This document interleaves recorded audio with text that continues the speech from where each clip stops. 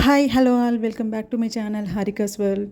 ఈ వీడియోలో అయితే నేను స్వర్ణగిరి టెంపుల్ గురించిన ఇన్ఫర్మేషన్ అయితే మీతో షేర్ చేయబోతున్నానండి. అందరికి తెలిసే ఉంటుంది కదండి, అందరు వినే ఉంటారు ఈ టెంపుల్, స్వర్ణగిరి టెంపుల్ గురించి. ఈ మధ్యనే ఓపెన్ అయింది. ఈ టెంపుల్ గురించిన రీల్స్ అన్నీ మొత్తం ఇన్స్టాలో అయితే చాలా ట్రెండింగ్లో ఉన్నాయి. మొత్తం ఇన్స్టాలో ఈ టెంపుల్ గురించిన రీల్స్ ఉన్నాయి. సో మీరు కనుక ఈ సమ్మర్లో ఈ టెంపుల్కి వెళ్దామని ప్లాన్ వేసుకుంటే ఈ వీడియోలో ఉన్న ఇన్ఫర్మేషన్ మీకు యూస్ఫుల్ అవుతుందండి. స్కిప్ చేయకుండా వీడియోని ఎండ్ వరకు అయితే చూడండి. ఈ టెంపుల్ వచ్చేసి మనకి యాదాద్రి భువనగిరి డిస్టిక్లో ఉంటుందన్నమాట. ఇక్కడే మన యాదగిరి గుట్ట కూడా ఉంటుంది. యాదగిరి గుట్ట నుంచి ఒక 15 కిలోమీటర్ డిస్టెన్స్లో అయితే ఈ స్వర్ణగిరి దేవస్థానం ఉంటుంది. ఇక్కడ ఇంకా యాదాద్రి భువనగిరి డిస్టిక్లో అయితే ఇంకా చూడడానికి అయితే ఇంకా 2 ప్లేసెస్ కూడా ఉన్నాయి. ఇది వచ్చేసి భువనగిరి కోట అనమాట. ఇది కూడా విజిటింగ్ ప్లేసే. ఇంకా బంగారు లింగం అని కూడా ఒక టెంపుల్ ఉంటుందన్నమాట. మన స్వర్ణగిరి దేవస్థానం బ్యాక్ సైడ్ నుంచి అది కూడా 15 కిలోమీటర్ డిస్టెన్స్లో ఉంటుంది బంగారు లింగం కూడా. సో 1 డే ప్లాన్ చేసుకుంటే మనం 4 ప్లేసెస్ చూడొచ్చండి. యాదగిరి గుట్ట, స్వర్ణగిరి దేవస్థానము, స్వర్ణగిరి కోట, ఇంకా బంగారు లింగం, ఇంకా 4 ప్లేసెస్ చూడొచ్చండి. మనం మెయిన్ రోడ్ దిగిన తర్వాత ఇంకా లోపలికైతే 1 కిలోమీటర్ డిస్టెన్స్లో అయితే మనకు స్వర్ణగిరి దేవస్థానం ఉంటుంది. రోడ్ అంతా ఏం బాగోలేదండి, మొన్నే స్టార్ట్ చేశారు కదా, ఇంకా ముందు ముందు బాగుంటుందేమో రోడ్ అయితే. ఇక్కడైతే మనకు పార్కింగ్కి 50 రూపీస్ ఛార్జ్ చేస్తారనమాట. కార్ పార్కింగ్ అయితే 2 వేస్ ఉంటాయి మనం లోపలికి వెళ్ళడానికి అయితే. మేమైతే ఇంకా సెకండ్ వే నుంచి వచ్చాం, మెయిన్ ఎంట్రెన్స్ నుంచి కాకుండా పక్కన ఇంకొక రూట్ ఉంటుంది, అక్కడ నుంచి వచ్చామన్నమాట. ఈ టెంపుల్ని మానేపల్లి బ్రదర్స్ వారు 2018లో స్టార్ట్ చేశారటండి. టెంపుల్ మొత్తం కంప్లీట్ కావడానికి అయితే 6 ఇయర్స్ పట్టింది. ఇప్పుడు మన 2024లో ఓపెన్ అయిందనమాట. 2 మంత్స్ అవుతుందంటే ఈ టెంపుల్ ఓపెన్ అయ్యి. ఈ టెంపుల్ అయితే 20 ఎకర్స్లో ఉంటుందంట, స్వర్ణగిరి దేవస్థానము. ఈ స్వర్ణగిరికి అయితే యాదాద్రి తిరుమల దేవస్థానం అని నామకరణం చేశారంట. ఇంకా స్వర్ణగిరి దేవస్థానం అని కూడా పిలుస్తారు. ఇక్కడ మనం కార్ పార్క్ చేసుకొని ఇక్కడ నుంచి ఇంకా లోపలికి నడుచుకుంటూ వెళ్ళాలి. ఈవినింగ్ టైం వస్తేనే బెటర్ అండి ఈ టెంపుల్కి అయితే. ఇది సమ్మర్ కదా, సమ్మర్లో అయితే మనం అంతగా ఎంజాయ్ చేయలేమండి. సో ఈవినింగ్ టైం వస్తేనే లైట్స్తో టెంపుల్ అనేది చాలా బాగుంటుంది.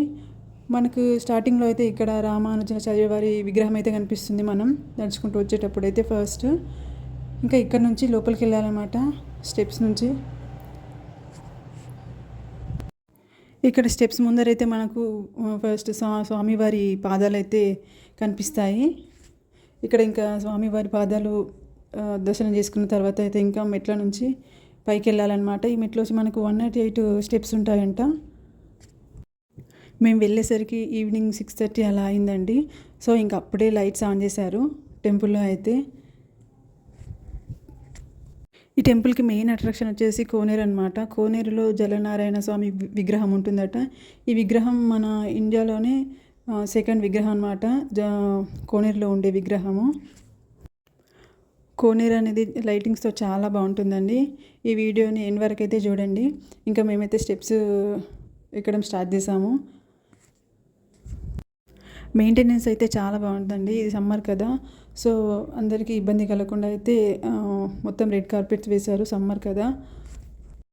ఈ టెంపుల్కి వెళ్ళాలంటే ఈ వీకెండ్లో మాత్రం ప్లాన్ చేసుకోకండి, ఎందుకంటే వీకెండ్లో అయితే చాలా రష్ ఉంటుందట.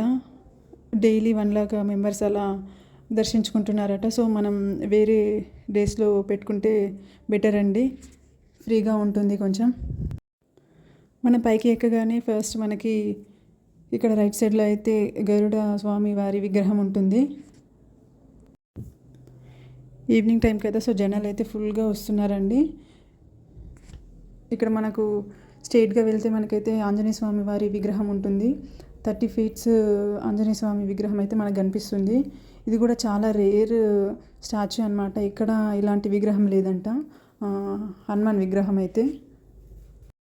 మనకి హనుమాన్ స్టాచ్యూ పక్కనే మనకి హంపి రథం అనేది ఇలా డిజైన్ చేశారనమాట. ఆర్కిటెక్చర్ మొత్తం బాగుందండి టెంపుల్ అయితే, చాలా డిఫరెంట్గా ఉంది. ఈ హనుమాన్ స్టాచ్యూ పక్కనే రైట్ సైడ్లో అయితే మనకి ఇలా పెద్ద గంట కనిపిస్తుంది. ఈ గంట అయితే చాలా బరువు ఉంటుందట. ఇది కూడా మన ఇండియాలో 2nd హైయెస్ట్ వెయిట్ ఉన్న గంట అనమాట. ఈ గంటని కొడితే 3 టైమ్స్ అలా కొట్టాలన్నమాట గంట. అనుకున్న కోరికలు అయితే నెరవేరుతాయని అంటారండి. సో ఇది వచ్చేసి గోపురం అండి. గుడి ముందర అయితే దర్శనానికైతే 3 టైప్స్ ఆఫ్ దర్శనాలు అయితే మనకి ఇక్కడ ఉన్నాయండి. సర్వదర్శనం, 1000 రూపీస్ టికెట్ దర్శనం, ఇంకొకటి స్పెషల్ విఐపి దర్శనం అనమాట. 1000 రూపీస్ టికెట్ తీసుకొని వెళ్తే మనం 4 మెంబర్స్ వెళ్ళొచ్చండి ఆ టికెట్ పైన. ఇంకా 1000 రూపీస్ టికెట్కి మనకు ఒక స్వామివారి ఫ్రేమ్ ఇస్తారు, ఇంకొకటి లడ్డు ఇస్తారనమాట 1000 రూపీస్ టికెట్కి అయితే. ఇంకా సర్వదర్శనంకి అయితే ఏమి ఉండదండి. మేము వెళ్ళినప్పుడైతే ఫోన్స్ అలో చేశారండి. ఫోన్స్ అనేది ఎక్కడ చెక్ చేయలేదు. సో స్వామివారిని అయితే కొంచెం వీడియో తీసి సర్వదర్శనంకి అయితే చాలా టైం పడుతుందండి. సో చిన్నపిల్లలు ఉన్న వాళ్ళైతే ఇంకా 1000 రూపీస్ టికెట్ తీసుకొని వెళ్తేనే బెటర్ అండి. ఇది వచ్చేసి కోనేరు అనమాట. కోనేరు అయితే 2 ఫ్లోర్స్లో కట్టారు. ఇక్కడ స్టెప్స్ దిగి లోపలికి వెళ్ళాలన్నమాట కోనేరుకి అయితే. ఈ టెంపుల్కి మెయిన్ అట్రాక్షన్ అయితే కోనేరు అండి. ఈ కోనేరులో అయితే జలనారాయణ స్వామి పడుకొని ఉంటాడనమాట విగ్రహం అయితే. ఇది ఇండియాలోని సెకండ్ విగ్రహం అనమాట కోనేరులో. చూడండి ఎంత బాగుందో, లైటింగ్స్తో అయితే చాలా సూపర్గా ఉందండి. నైట్ టైంలోనే ఇది చూడడానికి అయితే బాగుంటుందండి. మీరు కనుక వస్తే నైట్ టైం ప్రిఫర్ చేయండి. ఇక్కడ మన కోనేరు లోపలికి అయితే ఎవరిని అలో చేయరండి. మొత్తం అవన్నీ గ్రిల్స్ అన్ని పెట్టేశారు, ఇంకా బయట నుంచి చూడడమే. So hope you like the video. Like, share, subscribe to my channel.